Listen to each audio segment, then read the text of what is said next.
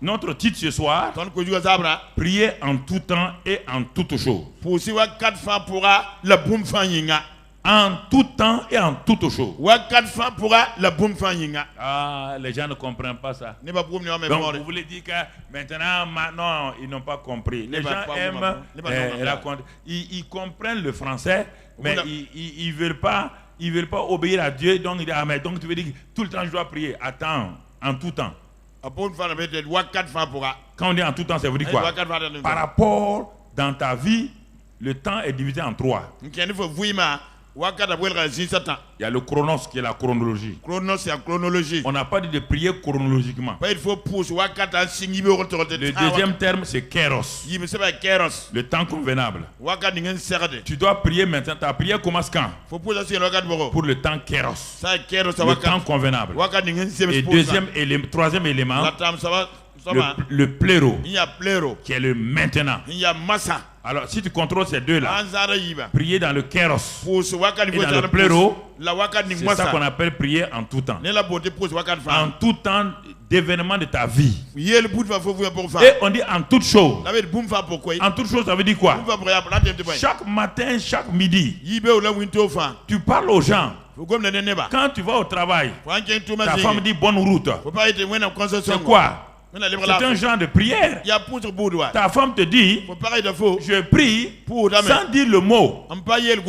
Bonne route, ça veut dire quoi? Ta femme te dit, sans développer la phrase, je prie dans mon cœur que ton voyage, ton aller, ton retour se passe dans les bonnes conditions. Tout ce que vous voulez entreprendre, vous dites des formules qui sont des formules de prière. Mais Dieu dit, au lieu d'être quelqu'un de formaliste, il dit maintenant de préciser le pourquoi de votre prière, la chose que vous voulez cibler. Ephésiens 6 verset 18. Regardons ce que la parole de Dieu nous dit. Ephésiens 6 18. La Bible dit, faites en tout temps par l'esprit toutes sortes de prières. En tout temps. Chaque temps où vous êtes, vous avez des difficultés ou pas, faites en tout temps toutes sortes de prières par l'esprit et de supplications. Veillez à cela avec une entière persévérance. Et priez pour tous les saints, ça veut dire tous les chrétiens. Ça c'est important. Faites en tout temps toutes sortes de prières. Mais l'homme prie, l'homme passe son temps à prier. Vos paroles là sont des prières. Prière veut dire quoi? Exprimer un besoin ou exprimer une situation. C'est ça. Toutes les paroles d'un homme sont des prières. Mais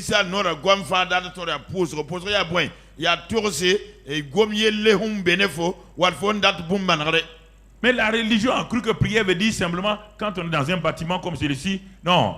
La prière va au-delà de ça. Prier, c'est exprimer ses besoins à quelqu'un. C'est pourquoi dans les lettres, pour faire des demandes, on dit je vous prie, monsieur le ministre, de recevoir. Donc, vous voyez, la formule de la prière est partout dans le monde. Mais comme le monde est devenu rationnel, le mot prier là, il s'abat. Je vous prie, monsieur, de croire. Je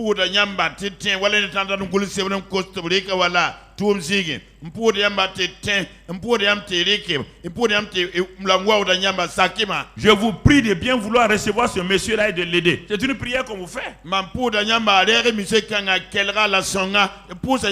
La prière est exprimée partout dans le langage des hommes. Même ceux qui sont athées prient tous les jours. Prient tous les jours. Prie. Parce qu'ils croient que la prière est religieuse. La prière n'est pas la religion. La prière c'est l'expression qu'on utilise pour s'adresser à quelqu'un qui peut vous donner une faveur spéciale parce que vous n'avez pas ce que vous voulez. Et lui, il a ça. Et vous le demandez dans la mesure du possible. Et s'il le veut, dans sa bonne volonté, de vous aider à accomplir telle chose à la prière. Maintenant, quand elle s'adresse à Dieu, elle devient quelque chose de très important. Entre nous tous les jours, nous prions les uns les autres. La vie est faite de prière en permanence.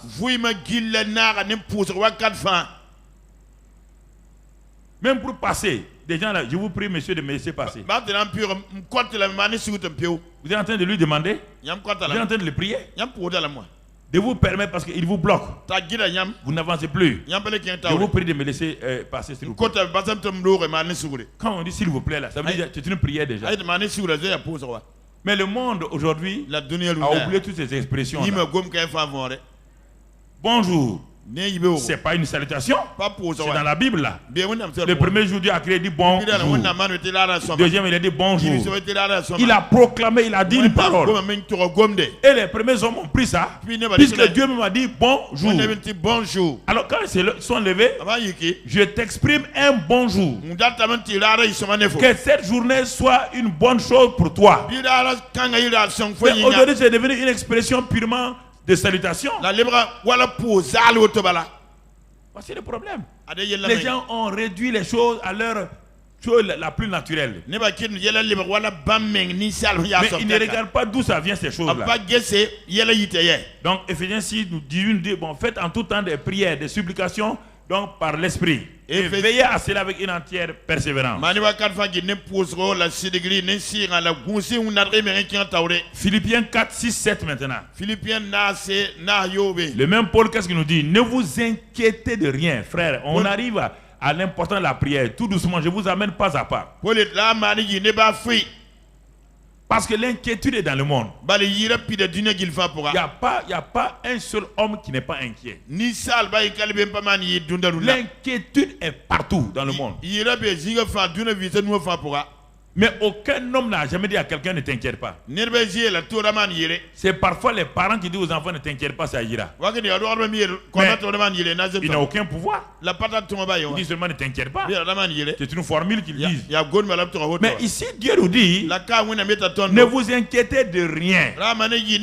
Il dit mais là en toute chose. Quelle toute chose? Toute chose qui crée une inquiétude dans votre vie. Toute situation que vous ne contrôlez pas. Toute situation qui semble être un blocage. En toute chose, toute circonstance, faites connaître vos besoins à Dieu. Par quel moyen? Par encore des prières et des supplications et avec action de grâce, des actions de grâce. Faites connaître vos besoins. Faites connaître vos besoins. Le problème des gens, ils croient que leurs besoins primaires là, la nourriture, le vêtement, le logement, l'assurance, c'est ça leurs besoins. Les gens ont ça partout. Il y a plein de gens qui ont toute assurance, tout risque. Assurance maladie, assurance mort, ils ont tout. Ils sont dans l'inquiétude. Dans l'inquiétude en permanence. Aucune assurance ne peut enlever l'inquiétude. Aucune. Dieu, il y a des gens dans nos villages qui n'ont aucune assurance, qui ne savent même pas d'où viendra leur repas de demain, mais qui ne sont pas inquiets. Et les gens, les frigos sont remplis. Ils ont des greniers et des sous-greniers remplis, mais ils s'inquiètent. Ils sont dans l'inquiétude. La mort. Ils ne savent pas ce qui va arriver demain. Jésus dit, ne vous inquiétez de rien. En toute chose, faites connaître vos besoins par des prières, des supplications et avec action de grâce. Regardez maintenant. Et la conjonction de coordination. Si vous faites ça, et la paix de Dieu, l'inquiétude qui était là face à vos besoins, quand vous faites connaître vos besoins à Dieu, à la place de l'inquiétude, la paix divine va venir repousser l'inquiétude. Et la paix de Dieu qui surpasse toute intelligence gardera vos cœurs et vos pensées en Jésus-Christ.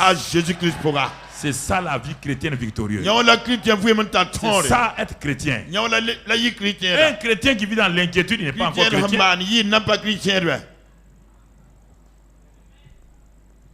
La paix. Puisque Jésus s'appelle le prince de...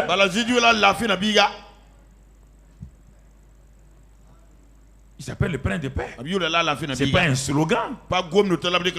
Non. C'est pas un slogan. Et le prince de paix lui-même viendra.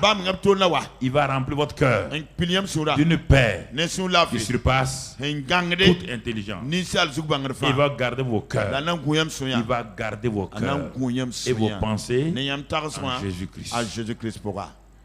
Frères et sœurs, voici la prière, ce que ça produit. Voilà le résultat de la prière. C'est pourquoi on a dit prier en tout temps et en toutes choses. Et on va avancer. Ce soir, nous allons voir deux écoles de prière. Deux écoles de prière. Et chacune des écoles de prière a sa caractéristique. Nous allons voir la première école de prière. Et ça va nous aider dans Luc 18. Luc 18, on va lire du verset 1, 18, verset 1 jusqu'au verset 5. On va le lire d'abord, après je vais revenir. Jésus leur adressa une parabole pour montrer qu'il faut toujours prier et ne point se relâcher. Alors, la plupart des églises disent qu'ils croient en Jésus. Ce qui me fait rire, les gens disent non, on croit en Jésus. Non, le Sauveur te parle. Tu dis tu crois en lui et tu ne fais pas ce qu'il te dit. Tu ne fais pas ce qu'il te dit. Pourquoi il parle? Parce que lui-même il a fait ce qu'il te dit de faire. Il est venu du ciel, Dieu incarné. Mais quand il est venu sur la terre, il a agi en tant que fils de l'homme, dépendant du Père, priant sans relâche. On a vu ça hier, Hébreux 4 verset 16. On a vu comment par des prières, des larmes, des supplications, il a prié pour être exaucé à cause de sa piété. On a vu ça hier.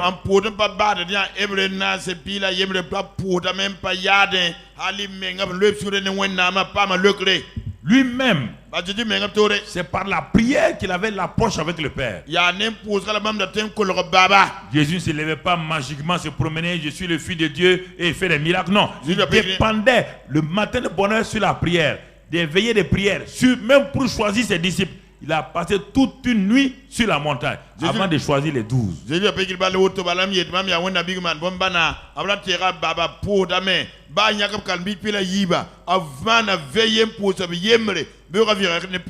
les gens disent la prière est dépassée car c'était aux temps anciens. Est-ce que tu es plus moderne que Jésus? Est-ce que Dieu est vieux? Dieu est éternel. Et l'éternité est dans le temps. Le temps est démodé. Est-ce que Dieu est démodé? Les signes mathématiques de Dieu, c'est quoi? Moins l'infini à plus l'infini. Oui ou non? Le temps, c'est quoi? Le temps varie de 1 à N. 1 à N, c'est de quoi? des bornes, oui ou non? Qui est au-delà des... Le temps est dans l'éternité. Alors le temps, est-ce que le temps est plus moderne que l'éternité? Alors quand vous dites que le temps moderne, moderne par rapport à qui? Par rapport à qui? Jésus dit, Luc 18, reviens encore mon ami. Pour montrer que votre prière ne peut se relâcher. Verset 2. Verset 2. Il dit, il y avait dans une ville un juge. Écoutez, vous allez voir l'homme fort et l'homme le plus fort aujourd'hui. Et vous allez voir l'homme le plus fort sous le nom d'une veuve. Et vous allez voir comment il va humilier l'homme fort là. Vous allez comprendre ce que je vous ai dit l'autre jour.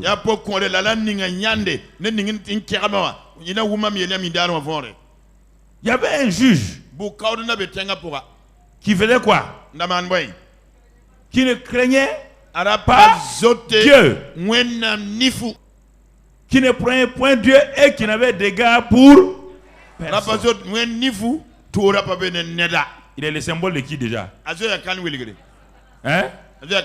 Ok. Il est déjà le symbole de l'autre. Continuons les versets. Il y avait aussi dans cette même ville là qui? Une veuve.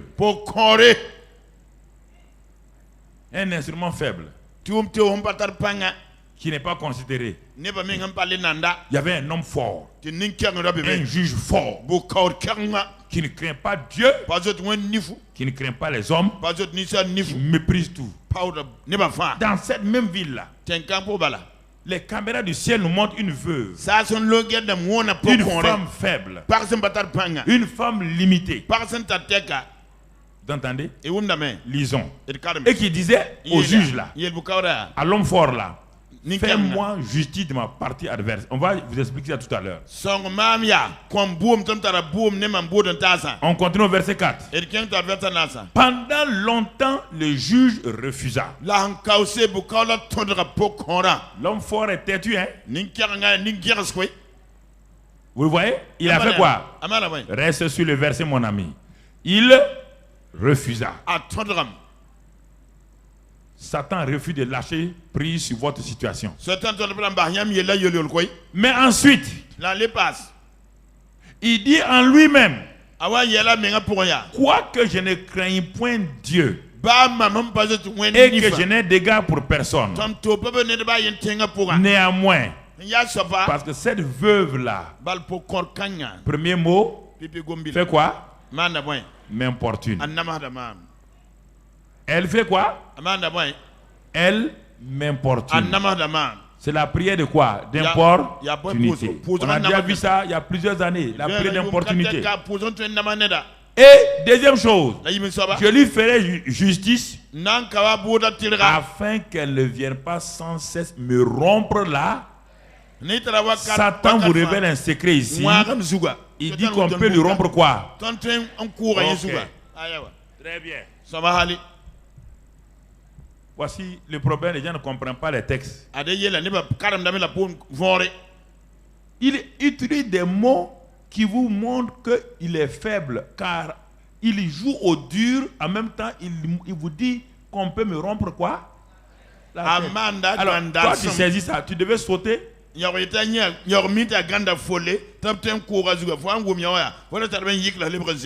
comprends pas. Les gens ne comprennent pas la parole de Dieu.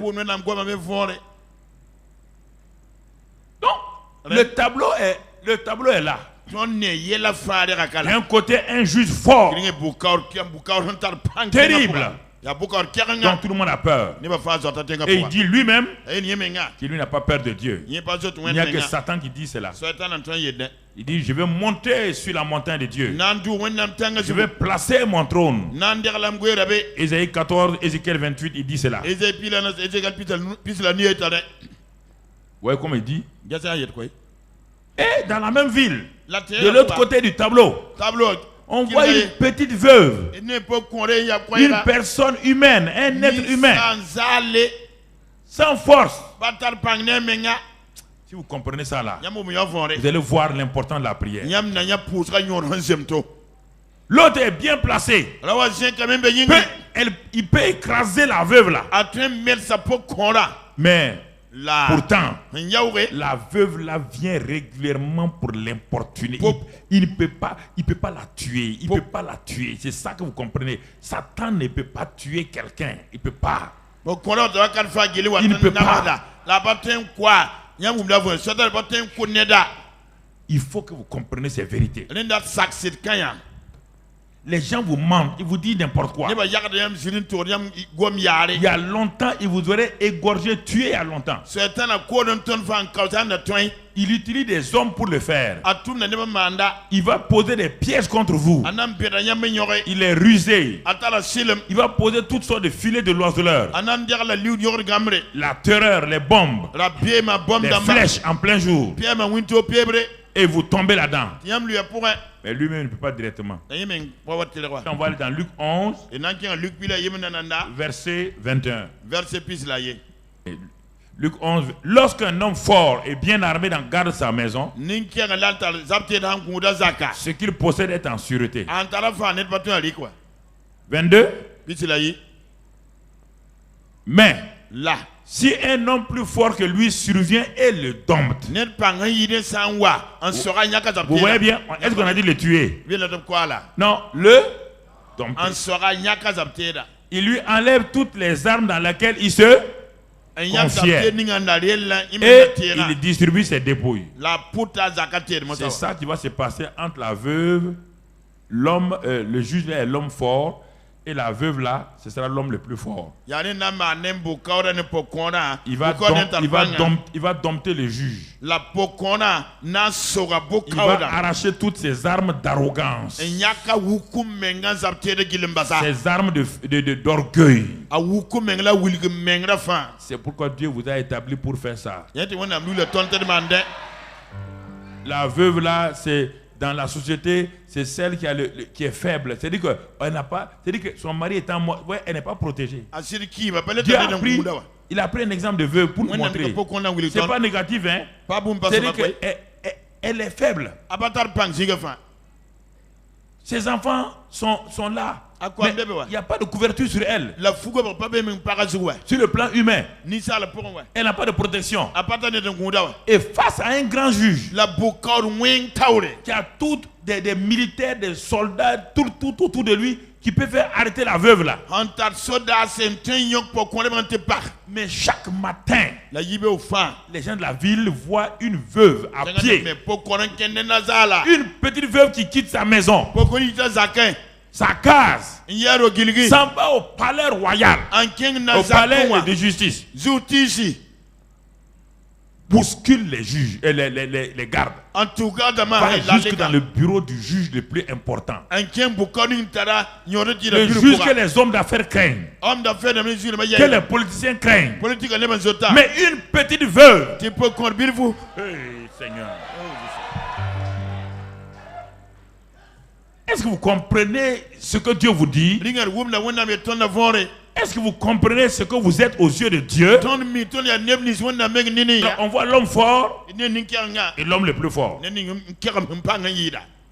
y a un qui dompte l'autre.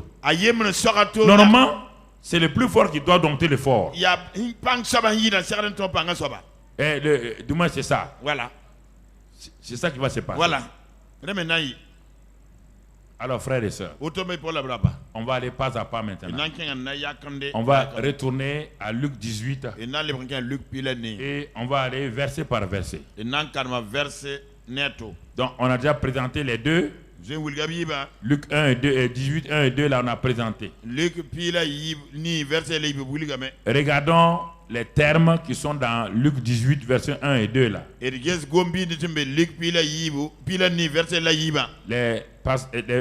Il dit au verset 2. Il y avait dans une ville un juge qui ne craignait point Dieu. On va s'arrêter là. Il ne craignait point Dieu et il n'avait d'égard pour personne. Ça, c'est l'homme fort qui croit qu'il contrôle tout et il ne s'inquiète pas de Dieu. Il est là arrogant, il est sûr de lui-même et toute sa certitude est basée sur son orgueil. Satan est orgueilleux.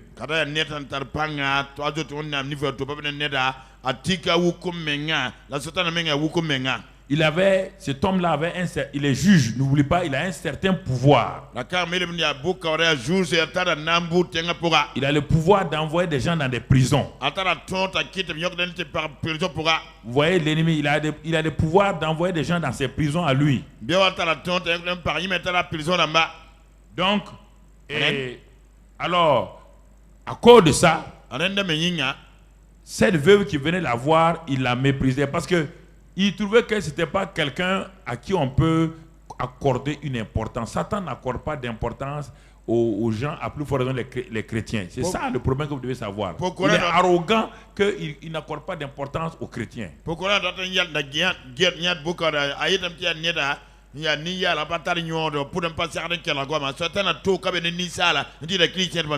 Du point de vue prière, plus vous priez, plus il semble être insensible, et plus il fait l'insensible, il fait comme si ça ne l'intéresse pas.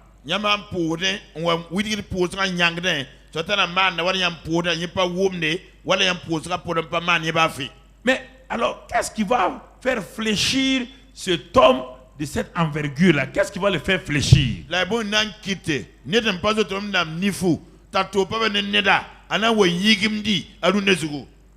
Et c'est la prière comme Daniel l'a fait. Daniel a prié. L'exaucement a été donné. Le second ciel a arrêté l'ange. Le second ciel a arrêté l'ange. Je vais te donner deux courts témoignages que tu comprennes. Ceux qui ne comprennent pas le monde spirituel ne comprennent pas ça. Ils ne peuvent pas comprendre ça, ils ne comprennent pas. Premier témoignage. Mon frère, c'est un frère d'une église. Un frère qui travaillait avec un patron assez dur. Et le patron ne lui donnait pas un bon salaire. Et le monsieur travaillait, il travaillait fortement. Son patron était dur. Et comme il a l'argent, le jeune homme ne peut pas se plaindre à quelqu'un parce que il contrôle les gens, il contrôle des gens en ville. Le jeune homme là, le frère là, était faible par rapport à son patron. Ce qu'il a commencé à faire, il s'est dit, ce patron là, je ne peux pas l'amener en justice. Il va passer, il va mentir sur moi, on va m'arrêter. Il va dire que j'ai volé, on va m'arrêter, on va mettre en prison. Parce qu'il a des gens, des grands avec lui. Il a commencé la prière. C'est un chrétien. Ce que je te dis là, c'est réel. Hein? Il a commencé à prier. Commencé à prier. Il prie. Il vient. Rien ne change. Sa situation ne change pas. Au contraire, le président, le patron lui crée des problèmes. Continue à l'exploiter.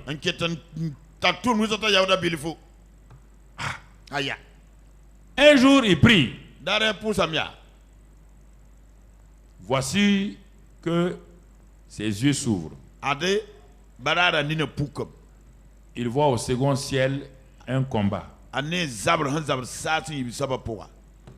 L'ange a été envoyé pour répondre à sa prière. La promotion était dans un autre emploi. Et comme le patron sait que c'est un bon ouvrier, il a tout fait pour qu'il ne parte pas. Il a créé toutes les circonstances pour qu'il ne parte pas. Ouais, le second ciel a utilisé un de ses agents qu'on appelle patron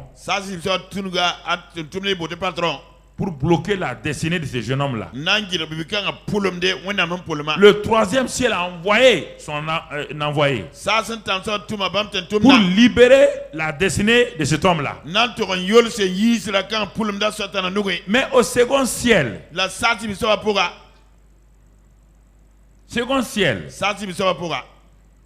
la voix lui dit, l'ennemi qui est là-bas, le prince qui est là-bas dit à l'ange, il ne peut pas avoir la promotion. Il ne peut pas avoir la promotion. Il dit, mais pourquoi? Parce que il y a tant d'années, quand il y avait des situations difficiles, il a fait un compromis. Il est parti consulter un féticheur. Et il a vendu toute sa situation avec le féticheur. Donc, nous avons le droit légal sur lui. Il est en train de prier, mais il ne prie pas convenablement. Et deuxièmement, on va demander à l'ange territorial, l'autorité de son village. Et l'autorité, l'esprit du village dit, son père a fait tellement de choses. Les deux réunis, ce que son père a fait, ce que lui-même il est parti en tant que chrétien, aller faire un compromis, c'est ça qui le bloque. L'ange est remonté pour dire au Seigneur, je n'ai pas pu passer. Voici ce que le l'ange du second ciel reproche à l'enfant de Dieu. Il a fallu maintenant, parce que Dieu est bon en ayant donné cette révélation. C'est en ce moment que le chrétien a réalisé qu'effectivement qu'il avait vendu lui-même chose. Il a fallu une prière de feu. Prière de feu. Prière de feu. Prière de feu. La repentance pour libérer. Tu entends? Un deuxième exemple avant de continuer. Une sœur, mon frère, une sœur qui priait, qui priait, qui priait, parce que elle priait pour que Dieu lui fasse grâce et que Dieu lui fasse une promotion dans son service. Et quand elle priait, et cette sœur-là était fidèle dans les dîmes et les offrandes. Le pasteur ne comprenait pas pourquoi la sœur-là n'avait pas de percée. Chaque dimanche, elle est fidèle dans les dîmes et les offrandes. Mais rien, les autres sœurs montaient. Dans la prière, Dieu a révélé au pasteur. Il dit, ma fille vient. J'ai prié pour toi, j'étais inquiet. Et le Seigneur a ouvert mes yeux. Il dit, assois-toi, je vais te dire. Tu t'es converti, c'est formidable. Tu as prié, c'est formidable. Mais écoute ce que je vais te dire. Quand tu ne t'es pas converti, assois-toi et compte toi-même. Tu es allé sexuellement avec 40 hommes. Et 39 d'entre eux étaient des agents de Satan. Ils ont paralysé toute ta vie. Et l'ange du second ciel a dit que tu ne peux pas avoir la promotion là. Parce que non seulement cela, c'est que au village encore, l'esprit territorial a dit, voici ce que ton père faisait pour toi. Alors ma fille, il faut des prières de feu maintenant. Tu as compris la raison? 39, je vous ai dit l'autre jour, les péchés sexuels. C'est ça qui détruit beaucoup de filles. On laisse la liberté dans le monde aujourd'hui, dans les églises. L'acte est le même. L'acte est le même. L'acte est le même. Mais les hommes avec qui tu as couché là, ils ont des démons. Ils t'ont passé les démons là. Parce que l'acte sexuel est par le moyen par lequel les démons passent rapidement d'une personne à une autre. Quand elle voulait progresser maintenant, les démons ont dit ah non, elle ne peut pas progresser. Elle est en alliance avec nous. C'est pas une affaire d'Africains ou d'Européens, ça est partout là. Ouais. Ces deux exemples là. Il a fallu des prières de feu. C'est ça que la veuve là va faire. La veuve a prié. Le juge reste inaccessible. Elle prie. Il reste inaccessible. Elle a commencé à développer d'autres prières. Et le juge va nous parler de cela. Première prière, elle va monter à un niveau, la prière d'importunité. La prière d'importunité. Elle va développer la prière d'importunité. On la trouve dans Luc 11. Pour comprendre la prière d'importunité, allons dans Luc 11. Tu vas comprendre cela. Jésus même parle de la prière d'importunité. Qu'est-ce qu'il dit là-bas? Il dit, verset 5, il leur dit encore, si l'un de vous a un ami et qu'il aille le trouver au milieu de la nuit, pour lui dire, ami, prête-moi 3 pains. Et car un de mes amis est arrivé de voyage chez moi et je n'ai rien à lui offrir. Et si de l'intérieur de sa maison cet ami lui répond, ne m'importune pas, la porte est déjà fermée, mes enfants et moi nous sommes au lit, je ne puis me lever pour te donner des pains. Lisez la suite, vous allez voir. Je vous le dis, même s'il ne se levait pas pour le lui donner parce que c'est son ami, il se lèverait à cause de son importunité et lui donnerait tout ce dont il a besoin. Vous voyez ce que l'importunité fait? Importuner quelqu'un, c'est de ne pas lui laisser la paix. Satan est comme ça. Satan est Toto à ta tête. Toto le têtu. Et la veuve a commencé à développer la prière agressive. La prière de feu. Elle a commencé à importuner les juges. Partout le juge la voit, partout. Dans ses rêves. Devant sa porte. Quand elle va au service, elle est là. Partout la femme la harcèle. L'importune. C'est ça la prière d'importunité. Dis à Satan, tant que tu ne lâches pas ma situation, tant que tu ne lâches pas ma situation, esprit territoriaux, esprit de domination, esprit des princes, des esprits méchants, je me tiens sur cette place-là, dans le nom de Christ Jésus, et j'asperge ce sang-là, que le feu du Saint-Esprit vienne sur vous et brûle tous vos mains spirituelles qui tiennent mes destinées. C'est ça la prière d'importunité. C'est ça la prière d'importunité.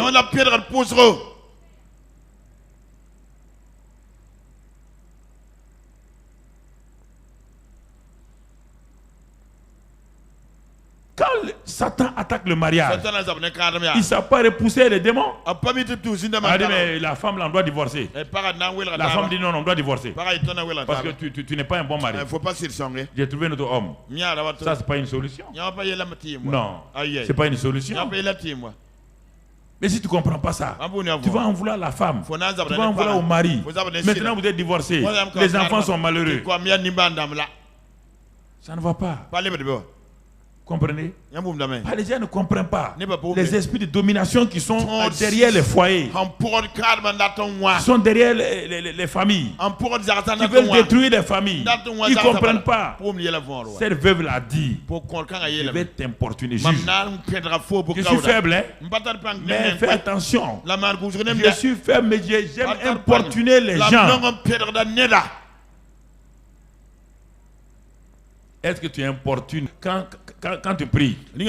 Tout le temps, tu es à l'école primaire de la prière. Demandez, vous recevrez, frappez, on vous ouvrira, cherchez, vous trouverez. Ça, c'est l'école primaire, le collège et l'université. Est-ce que tu es allé dans l'armée de la prière?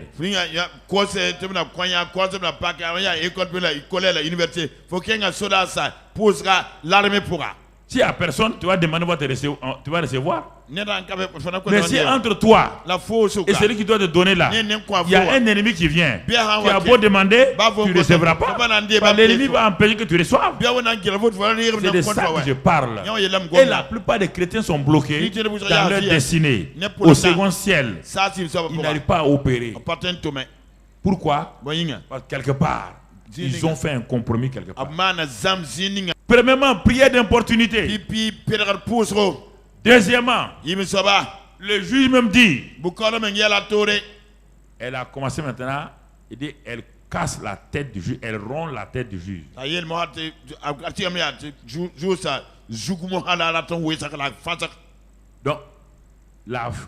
Donc le juge reconnaît que les paroles, les actes de la femme là sont des paroles et des actes très très très puissants.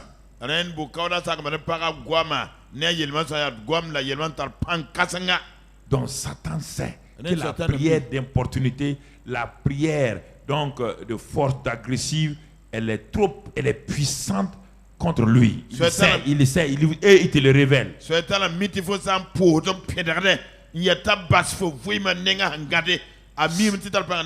n'est pas avec joie qu'il laisse partir sa proie, c'est parce qu'il ne peut plus. Ce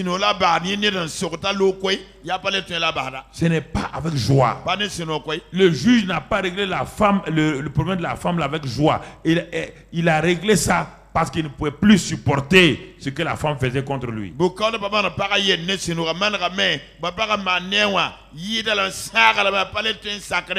Et la femme est entrée en possession de tous ses biens. Voici la première prière, l'école de prière de la veuve. Ça, c'est l'école de prière de la veuve. Faible, mais le juge lui a tout donné. Alors mon frère, ma soeur, comment veux-tu faire des petites prières qui n'ont aucune force et tu veux retirer tes biens? On te dit de lier l'homme fort avant de le lier. Tu ne l'as pas lié avant de prendre ses biens. Tu ne l'as pas lié.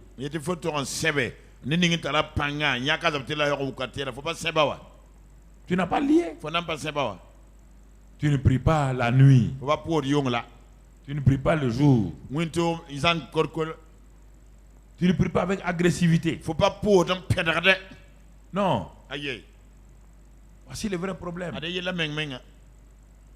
Et la deuxième école, rapidement, l'école de prière fervente d'Élie.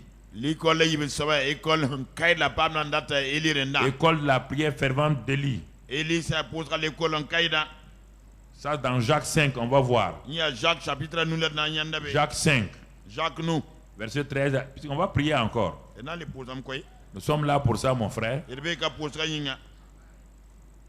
Jacques 5, verset 13. Qu'est-ce que la Bible dit? Quelqu'un parmi. Regardez bien comment on va avancer ici. Avant d'arriver à Élie. Quelqu'un est dans la souffrance. Il prie. Quand il est dans la joie, il chante des cantiques. Premier niveau de prière. Pour enlever mes souffrances, mes tristesses, je prie. La joie vient, je chante. Premier niveau. Ça va se compliquer. Deuxième niveau, allons-y. Quelqu'un parmi vous est-il malade? Ah, ça c'est pas souffrance. Souffrance n'est pas maladie, hein? Souffrance est morale. Maintenant c'est malade. Ah, Qu'est-ce qu'on dit? Il y a prière ici. Mais vous allez voir quelle sorte de prière. Qu'il appelle les anciens de l'église. Et que les anciens prient pour lui. Qu'il appelle les anciens. Qu'il prie pour lui. Et deuxièmement, que les anciens prient pour lui en loyant d'huile au nom du Seigneur. Oui, c'est le deuxième niveau. La prière pour les malades. Continuons, verset 15. La prière de la foi sauvera le malade et le Seigneur le relèvera. Et s'il a commis des péchés, il lui sera pardonné. Quand les anciens prient pour toi, les anciens, ce n'est pas les vieux. Hein? Non, ce sont des gens qui ont des positions dans l'église. Voilà. Quand on a dit ça en Afrique, là, tout ancien a des cheveux blancs en Afrique. Non, non, non, c'est pas ça les anciens. Non. Les anciens, ce sont des gens à qui on a eu confiance, qu'on a établi dans l'église comme des responsables. Même s'ils n'ont pas un seul cheveu blanc, ancien, ça n'a rien à voir avec les cheveux blancs. Voilà. Donc ça n'a rien à voir. Ce sont ceux qui ont l'autorité. Femmes et hommes. Ce sont ceux qui ont l'autorité. Alors, troisième niveau. Souffrance, maladie. Troisième niveau maintenant. Confessez donc vos péchés les uns aux autres et priez les uns pour les autres. Vous voyez bien? Ça c'est au niveau des chrétiens encore. Dieu vous donne de vous asseoir, de confesser vos péchés les uns aux autres. On n'a pas dit d'aller raconter à ton frère tous tes péchés. Hein? Si tu fais ça, gare à toi. Tu connais la bouche des gens là. Il va confesser vos quoi veut dire quoi ici, vos péchés là. Quand tu as offensé ton frère, tu vas le confesser le péché que tu as offensé. Voilà. Les péchés que tu as commis contre ton frère là, avant qu'il prie pour toi là, confesse-le. Tu avais un différend avec lui, tu avais gardé une amertume. Tu dis non, mon frère ne prie pas, ma soeur ne prie pas. Tu sais, tu te rappelles l'autre jour là, quand on a fait comme ça là, vraiment, je n'ai pas tout pardonné. Il y a une chose dans mon cœur, je vais te confesser. C'est ça qu'on parle. Tu as compris, hein? Voilà. Tu n'as pas dit tous tes secrets aux gens, tu vas l'entendre à Boinchiare. Ok,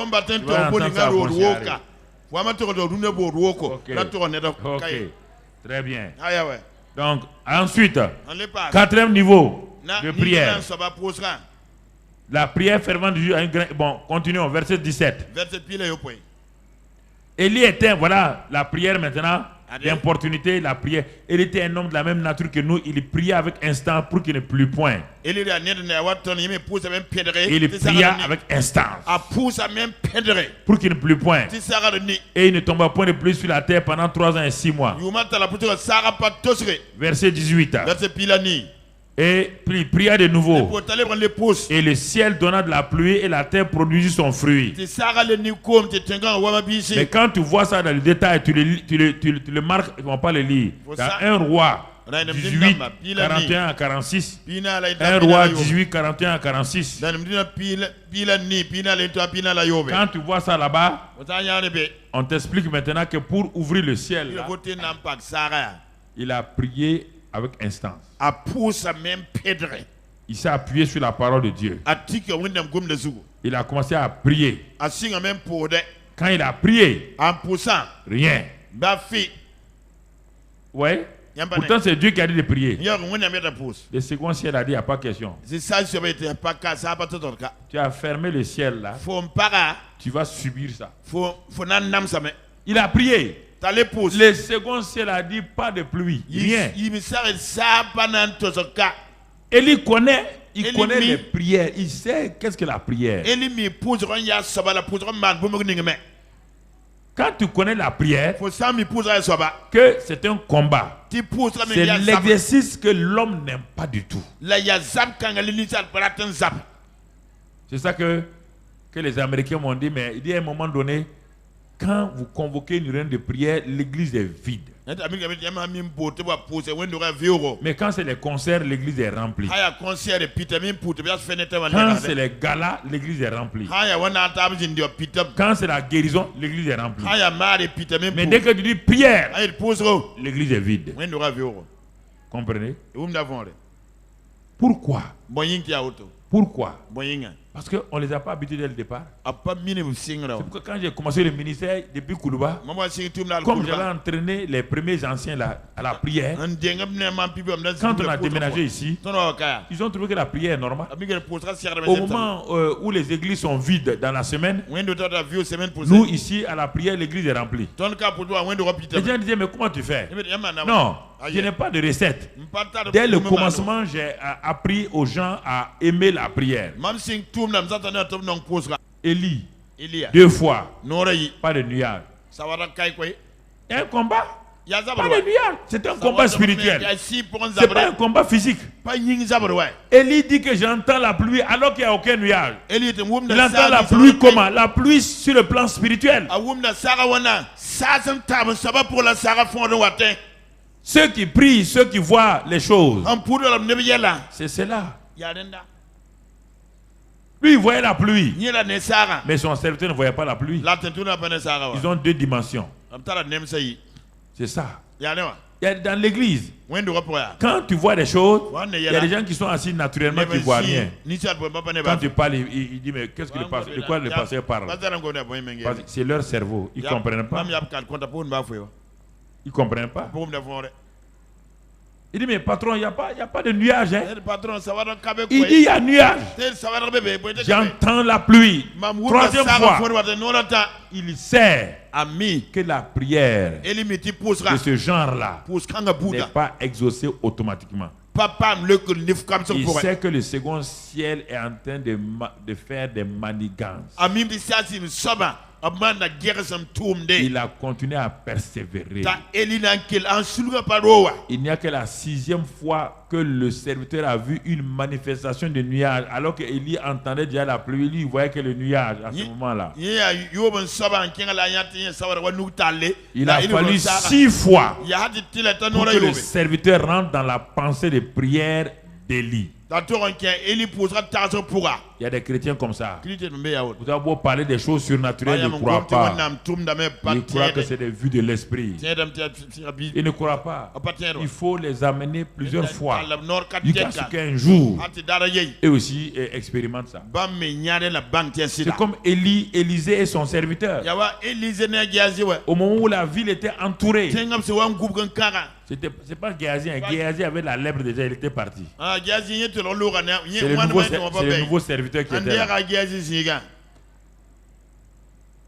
Il se lève et dit, oh chef, il y a des chars, il y a des chars. Et il dit, calme-toi. Ceux qui sont avec nous sont plus nombreux. Voilà. Vous les hommes de Dieu, vous êtes des menteurs. C'est ça que les gens nous traitent. Vous êtes des menteurs. Vous manipulez les gens.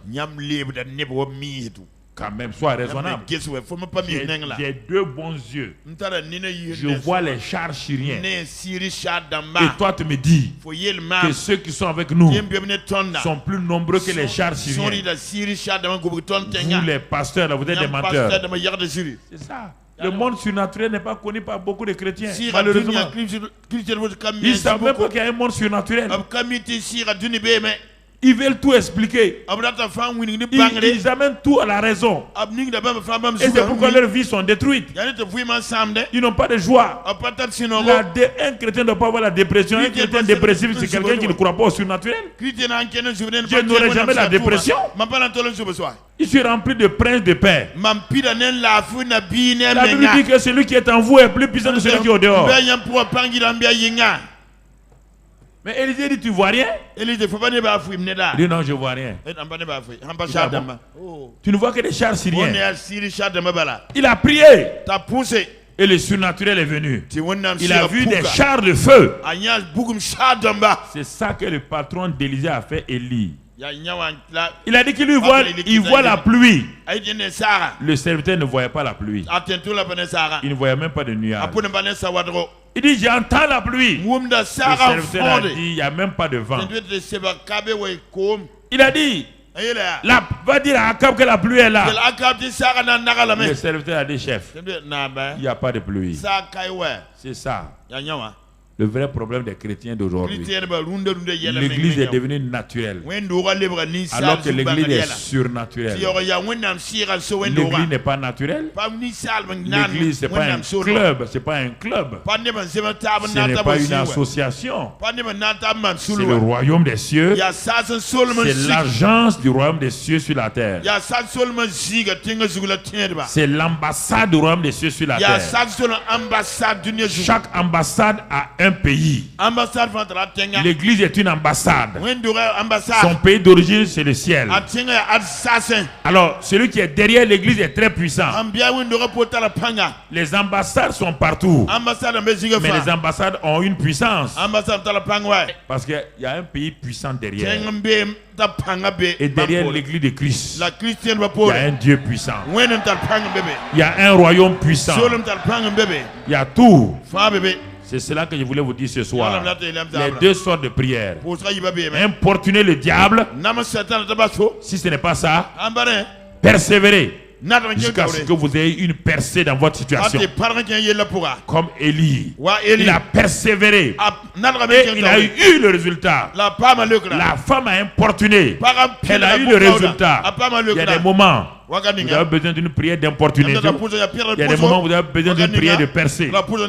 Ça dépend du sujet. C'est à vous de savoir dans chaque situation quelle est la prière que je vais appliquer. Alors ce soir-là, prions un peu avant d'aller. On va prier quelques minutes quand même. C'est l'enseignement, mais on va prier quelques minutes. Alors mon frère, ma soeur, ce soir, pose ton bic. Et ce soir-là, tu vas dire au Seigneur, Seigneur, réveille ma vie de prière. Je vais me positionner pendant ces 30 jours de prière. Mon ami, cette position-là ne te convient pas.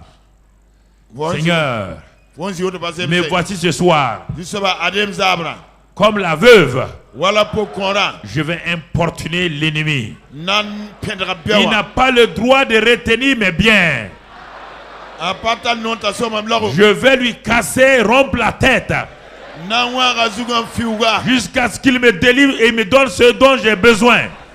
C'est un voleur. Il doit restituer ce qu'il m'a volé. C'est pourquoi ce soir, Seigneur, je refuse d'être disgracié par tout pouvoir satanique contre moi. Seigneur, ce soir, je prends l'autorité sur tout esprit de impur qui agisse contre moi. Que le pouvoir du miracle divin œuvre maintenant dans ma vie. Prie maintenant ce soir, là mon frère, prie ce soir. Parle, prie.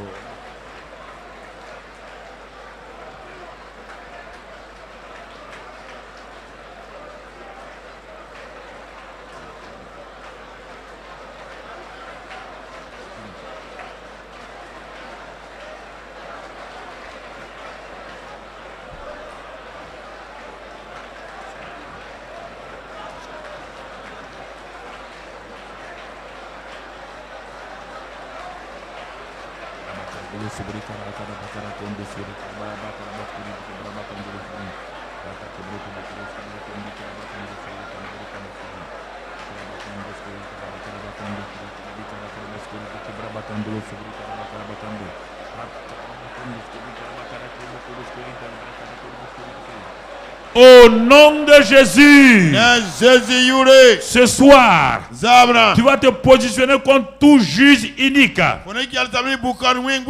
qui est l'homme fort qui veut régner dans ta vie. Tu vas lui dire que tu es l'homme le plus fort, parce que celui qui est en toi est plus fort que lui. Tu dis à cet homme fort là, tu dois libérer chaque aspect de ma vie au nom de Jésus. Je brise ton pouvoir sur moi. Parle.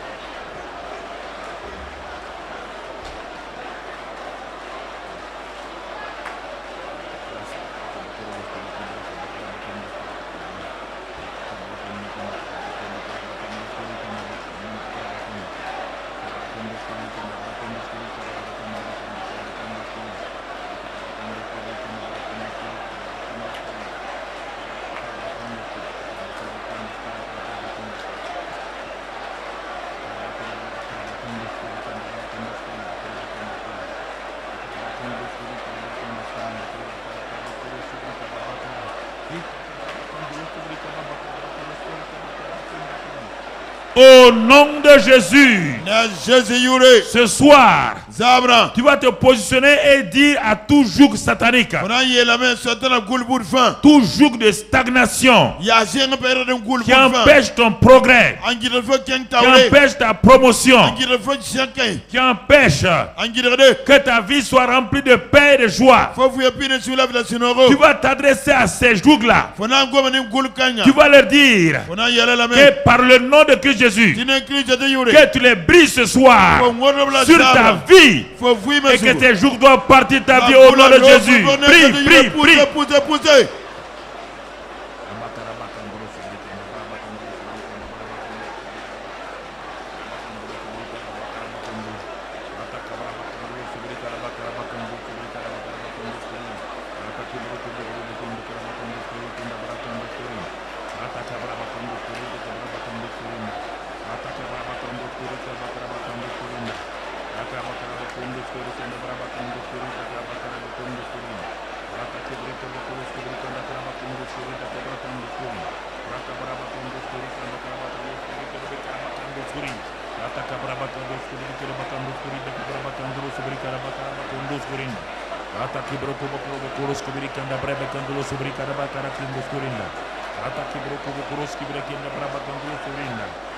Au nom de Christ Jésus, ce soir, oui, il y a des cordes que Satan a mis dans tes pieds, te liant à ton passé. Et ces cordes spirituelles t'empêchent de progresser. Ce soir, tu vas dire que tu vas envoyer le feu divin sur toute corde spirituelle qui te lie à ton passé, et que le feu détruise ces cordes-là au nom de Christ Jésus.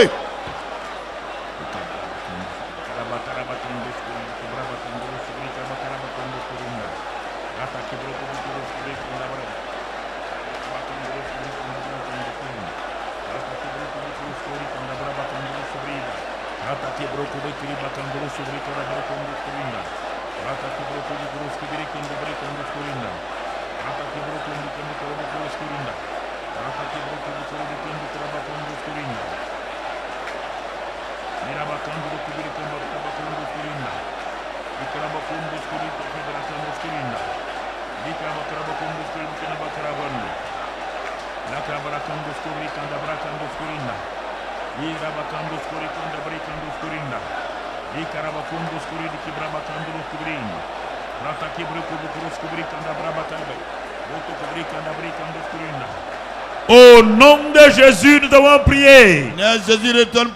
Tu vas te positionner pour dire encore que tout cercueil de honte, tout cimetière de honte dans laquelle Satan veut te placer, ce soir, ce cercueil est brûlé, détruit, et que tu es libéré. La honte viendra sur lui et non pas sur toi, au nom de Jésus.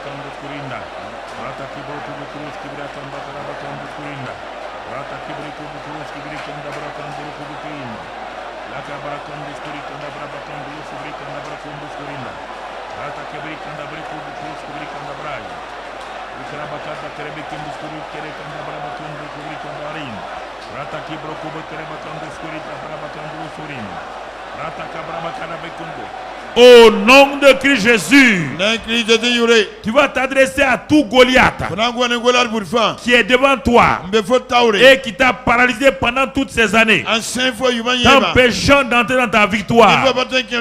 Tu vas faire comme David. Tu vas parler à ce Goliath. Tu vas lui dire que tu vas lui couper la tête. Tu vas le livrer aux oiseaux du ciel au nom de l'Éternel des armées. Et que tout Goliath saura que tu es un Dieu. Prie au nom de Christ Jésus.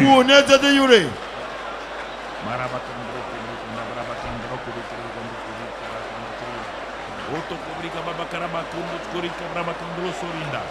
Rata kibrika do kurubu kundu korida rika bakara kundu. Rata kibro kubu kurus kubrika nda braba kandui. Rata kibro kubu kurus kubrika braba kandu kurinda. Rata kibrika ndu kurika rika bakundu kurinda. Rata kibro kubu kurus kundu kurinda. Raka brakandu kurida kida bakundu. Rata kibro kubu kurida kida bakundu kurinda. Dikraba kondolo subrika na brakandu kurinda. La cabra bakondolo subrika rebeke de bakundu kurinda. La cabra bakundu kurinda kibraba. Oto kubrika bakaros kurinda.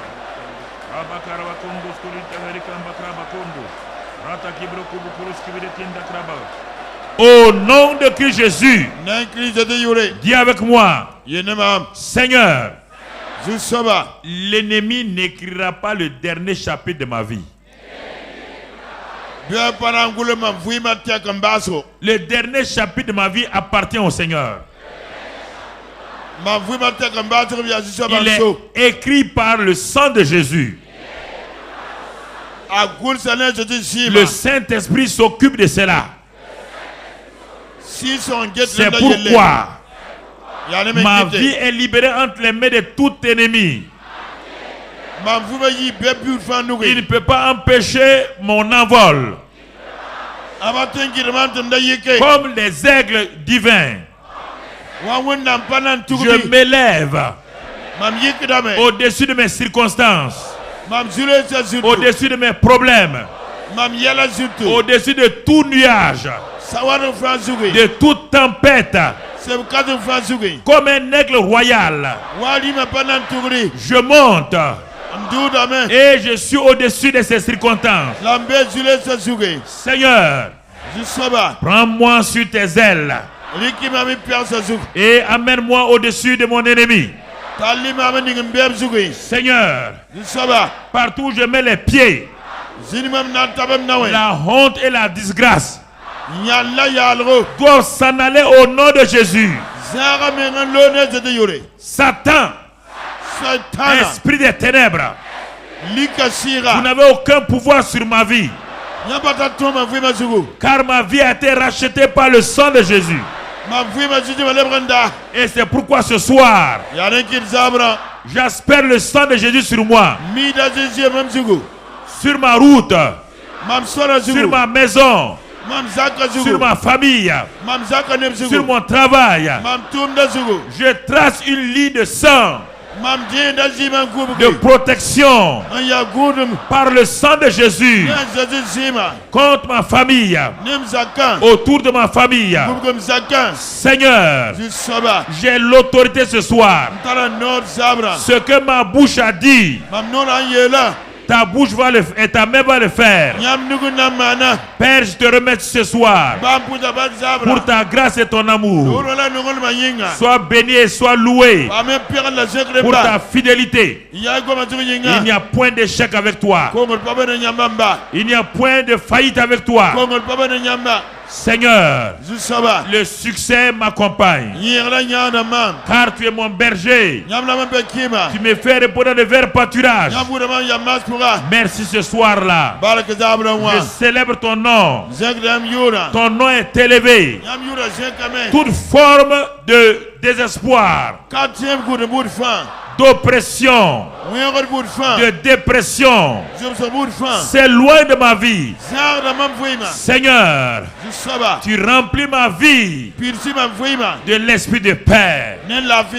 La joie divine est ma force. Merci Seigneur. Sois béni et sois loué dans le nom de Christ Jésus. Merci Père, parce que tu es fidèle. Au nom de Christ Jésus.